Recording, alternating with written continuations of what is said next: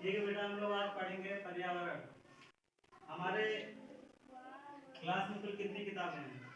कक्षा 4 में कुल कितनी किताबें हैं? किताबें मतलब विषय, कुल कितने विषय हैं? चलिए, पर्यावरण विषय है। चलिए, पर्यावरण विषय है। हम लोग पर्यावरण में पाठ 1, 2 और 2 पढ़ चुके हैं। पाठ 3 जो है पर्यावरण का है कैसे बने घर। ठीक है, इसको पढ़ेंगे। ये चार्ट दिख रहा है आप लोगों को? चार्ट में कुछ जो फिगर बना हुआ है, दिख रहा है सबको? चलिए, हमारा विषय है कैसे बने घर। तो इस चार्ट के बारे में समझेंगे। इस चार्ट में कुछ दिख रहा है आप लोगों को? क्या दिख रहा है इसमें बताइए? नहीं, इस 1.1 क्या दिख रहा है इसमें? और कुछ दिख रहा है उसपे? क्या है? वही मनुष्य दिख रहा है ना, यहाँ बैठा हुआ है। उसके बाद नीचे यहाँ पर कुछ दिख रहा है। क्या है ये? गुफा है। गुफा जानते हो? चलिए, बहुत अच्छा। ये क्या है? झोपड़ी है। ये क्या है? ये क्या है? कच्चा मकान नहीं है, ये भी जो है झोपड़ी है, लेकिन इसमें झोपड़ी में आंगन भी है और भी चीजें इंक्लूड की गई हैं। यहाँ पर खाली झोपड़ी था, ठीक है। यहाँ पर छप्पर का मकान का लीजिए इसे, इसमें आंगन भी है। ये क्या है? ये क्या है? घर है। तो मतलब कैसा घर लग रहा है? अच्छा लग रहा है? कपड़े का लग रहा है? कपड़े टाइप का? ठीक। ये क्या है? ये भी मकान है ना? लेकिन ये मकान इससे अलग लग रहा है ना? ये पक्का मकान, इसमें छत वगैरह लगे हैं। ये क्या है? क्या है?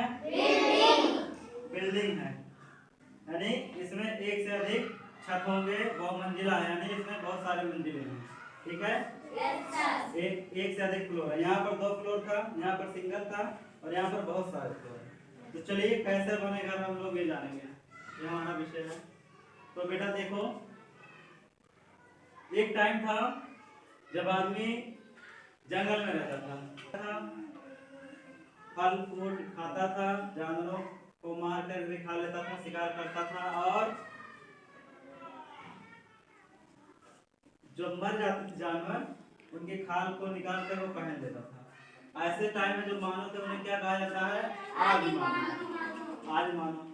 तो सबसे पहले जब आदि मानव रहते थे तो उनके पास घर नहीं होता था। वो क्या करते थे? पेड़ पर ही रहते थे, सोते बैठते थे। और पेड़ पे क्यों रहते थे भाई? जानवरों से अपनी सुरक्षा के लिए नीचे रहेंगे। कई जंगली जानवर खूंखार ऐसे होते हैं, आदमी को भी खा सकता है कि नहीं? तो अपनी जान बचाने के लिए पेड़ पर रहते थे। लेकिन एक टाइम आया, उन लोगों ने सोचा कि ऐसे तो हमारा काम नहीं चलेगा। फिर उन्होंने जहाँ पर जानवर रहते थे गुफाओं में, या वैसे भी तमाम पत्थर के गुफा होती थी, वहाँ ये लोग अपना आसरा बना लिए, वहाँ पर रहना शुरू कर दिए। ठीक।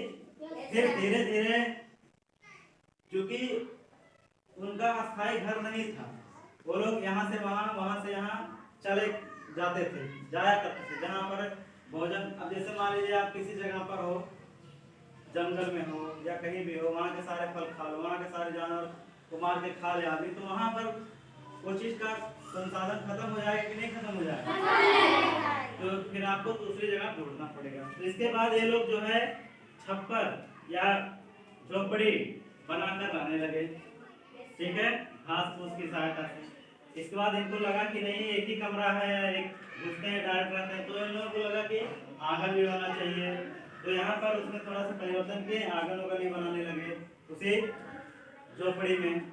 इसके बाद यहाँ पर कच्चा मकान आप लोगों ने देखा होगा, जब आप लोगों का घर शायद छत ना रहा होगा तो खपड़े का घर देखे हो गाँव में? अभी किसी का खपड़ा जिसे कहते, खपड़े का घर है कहीं देखे हो? तो कच्चा ही तो मकान होता है। उसमें जो है बांस की सहायता से ऊपर सफेद ऐसे मिट्टी से लगा कर ऐसे रखा रहता है, और वो भी पक्के मकान की तुलना में कम मजबूत होता है। उसके छत पे हम लोग जा सकते हैं? जैसे अभी मान लीजिए गर्मी लग रही है या और भी कोई काम करना तो आप छत पर चले जाते हो, लेकिन क्या छत के कच्चे मकान के छत पे हम लोग जाते हैं फैलाने, गेहूं फैलाने या कपड़ा फैलाने या कुछ भी काम से छत पे जाते थे क्या? नहीं।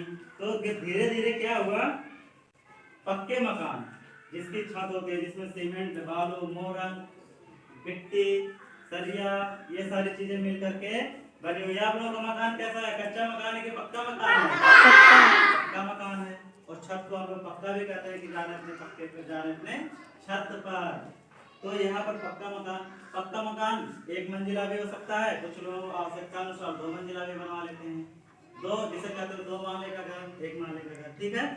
और इसके बाद धीरे धीरे आदमी तो और जरूरत हुई और विकास हुआ, उसने बहुमंजिला इमारतें बनाना शुरू कर दिया। आप बड़े बड़े शहरों में जाएंगे तो देखेंगे वहां पर 1 कमरे 2 कमरे का तो घर नहीं, बहुत बड़ा बड़ा घर होता है। दूसरी बात 1 मंजिला 2 मंजिला नहीं, 50 मंजिला, 100 मंजिला, 80 मंजिला, 100 से भी अधिक मंजिले के भी घर होते हैं। खूब ऊंची ऊंची बिल्डिंगें होती हैं। शहर में ऐसा आप कहोगे कि सर शहर में ऊंची ऊंची बिल्डिंगें क्यों होती हैं? क्योंकि शहर में जगह का भी अभाव होता है, जगह आदमी के पास कम होता है, रहने वाले ज्यादा होते हैं, इसलिए एक के ऊपर एक के ऊपर एक के ऊपर बनाते चले जाते हैं, ठीक है। तो उसमें लिफ्ट वगैरह सारी चीजें व्यवस्था भी कर देते हैं, किसी को दिक्कत नहीं होती ऊपर तक जाने में। तो सीढ़ी से जाने लगे तो आदमी थक जाएगा। तो सोचो एक समय था कि आदमी को मजबूर होना पड़ता था पेड़ पर रहने के लिए, लेकिन आज का समय कितना बदल गया है। हम लोग बहुमंजिला इमारतों में रहते हैं, ठीक है। और उस टाइम खाने की व्यवस्था नहीं थी, लोग जंगली जानवरों को मार करके या फल फूल खाते थे। आज हम लोग का विकास के कारण खेती करते हैं, तमाम फसलें बोते हैं और अच्छे अच्छे अनाज खाते हैं। तो ये हमारा क्रमिक विकास था कि आदमी पहले कैसे बना घर यहाँ से पेड़ से आदमी गुफा में रहने लगा, गुफा से आदमी झोपड़ी में, झोपड़ी से जो है छप्पर के मकान, फिर कच्चे मकान, फिर पक्के मकान, फिर 2 मंजिला इमारत में रहने लगा, ठीक है। समझ में आ रहा है? तो चलिए आप लोग बताइए, आदमी का जो विकास हुआ घर का किस प्रकार से, पहले कहाँ रहता था, कैसे कैसे कहाँ पहुंचा?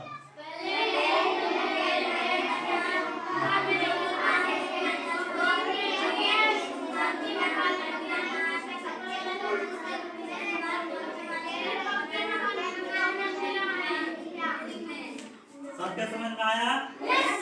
सभी के समझ में आ गया? चलो बहुत अच्छे सब।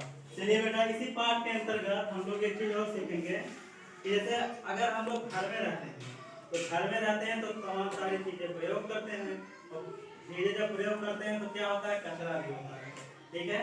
कचरा आधारित अभी एक गतिविधि भी करा देंगे।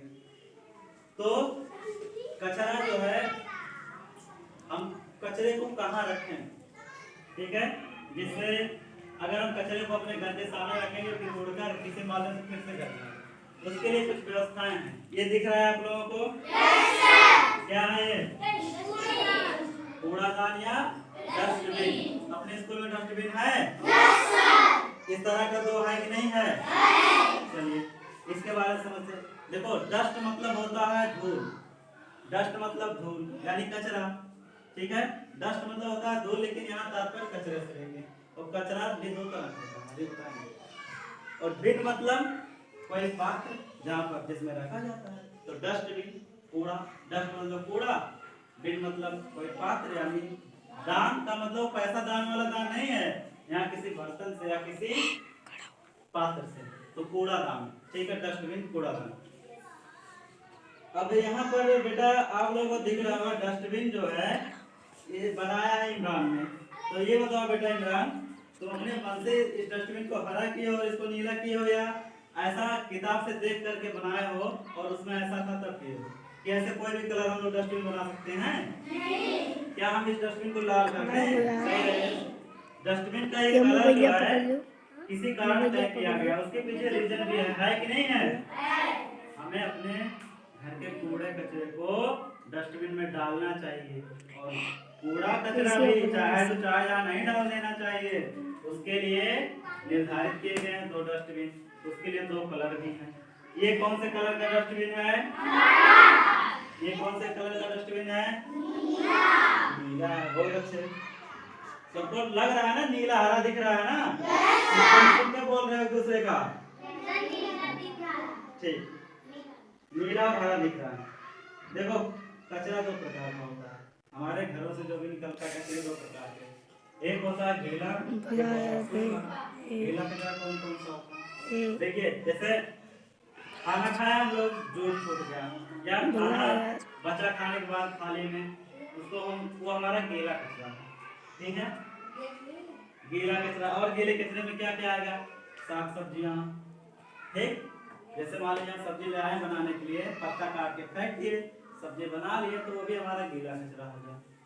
साग सब्जी हो गया, अनाज हो गए, या खाने पीने, ब्रेड हो गया आपका, दूध हो गया, दही हो गया, मतलब कुछ भी जो चीजें खाने पीने वाली चीजें हैं वो सारी गीले गीले कचरे हैं। और सूखा कचरा कौन सा है? जैसे पॉलीथीन हो गया, पन्नी वही पॉलीथीन हो गया, कांच के कुछ टुकड़े हो गए, लोहे के कुछ टुकड़े हो गए, प्लास्टिक के कोई टुकड़ा हो गया, धूल मिट्टी कुछ हो गया, ये सब हमारा सूखा कचरा है, ठीक है? सूखा कचरा है। और गीला और सूखा कचरा क्यों अलग करना चाहिए? क्यों? क्योंकि जैसे मान लीजिए हम लोग जो कूड़ेदान कूड़ा फेंकते हैं या कचरा कहीं रखते हैं, तो हो सके कोई जानवर भी खा ले, गाय वाय भी खा लेती है, तो सूखा कचरा अगर खा लेंगे तो उनको नुकसान होगा कि नहीं होगा?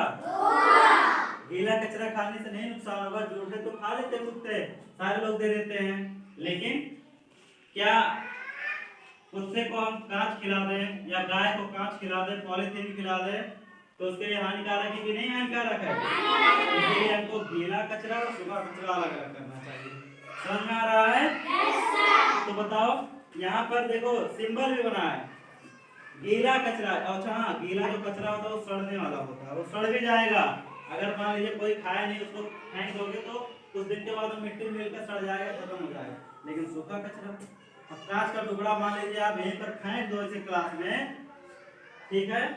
क्लास में फेंक दो, 10 साल के बाद आओगे या प्लास्टिक फेंक दो, तो जैसे रहेगा वैसे पड़ा रहेगा। लेकिन यहीं पर एक रोटी का टुकड़ा से फेंक दो, 2-3 दिन बाद आओ, गायब हो जाएगा। कैसे गायब हो जाएगा? चींटी उठा ले जाएंगे, कोई जीव जंतु उठा ले जाएंगे, वो खत्म हो जाएगा। लेकिन प्लास्टिक का और इसका नहीं खत्म होगा, क्योंकि ये सारे चीज सड़ते नहीं। प्लास्टिक आप, पॉलीथीन अगर आप मिट्टी में खोद करके इसको गाड़ दो और उसको 2 साल 3 साल बाद निकालोगे ना, तब भी उससे निकलेगा, गलेगा नहीं। लेकिन अनाज मिट्टी में कर दोगे, देखो दूसरे तीसरे दिन गल के खत्म हो जाएगा, ठीक है? तो जो सूखा है, जो गीला कचरा होता है ये सड़ जाता है, और सूखा कचरा नहीं सड़ता है, ठीक है? और गीले कचरे को हम किस डस्टबिन में डालते हैं? हरे वाले में। और सूखे कचरे को हम किस डस्टबिन में डालते हैं? समझ में आया? जो हरा कचरा है यानी कि हरियाली से है, यानी ये हमें खेतों से प्राप्त होगा, खाने वाली चीजें होंगी। समझ में आ रहा है? नहीं समझ में आया? कचरा कितने प्रकार का? 2। कौन कौन सा? हमें अच्छा गीला कचरा कौन कौन सा है? वही फल फूल सब्जियां, अनाज। और सूखा कचरा कौन कौन सा है? चलिए, हमें गीला कचरा किस डस्टबिन में डालना चाहिए? किस कलर के डस्टबिन में? और सूखा कचरा? समझ में आया सबके? बहुत अच्छे, ताली बजा दीजिए।